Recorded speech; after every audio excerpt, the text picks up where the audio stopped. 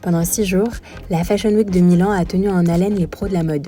C'est Gucci qui a ouvert le bal avec une collection réalisée par le studio, en raison du départ de son directeur artistique Sabato De Sarno quelques semaines plus tôt. Inspiré par les débuts du prêt-à-porter de la maison italienne dans les années 60, le show rendait hommage au concept très italien de sprezzatura, une nonchalance étudiée qui se retrouvait dans un mélange des genres soigneusement pensé. Chez Jil Sander, Lucie et Luc Meyer ont présenté leur dernier défilé pour la griffe, un manifeste pour la lumière et l'élégance dans un décor plongé dans le noir. Le set chez Diesel était la star absolue.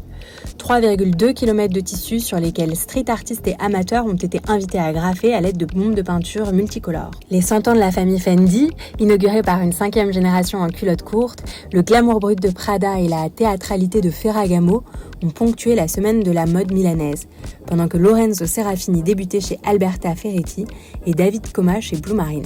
Sur les podiums, les collections reprenaient en chœur quelques gimmicks.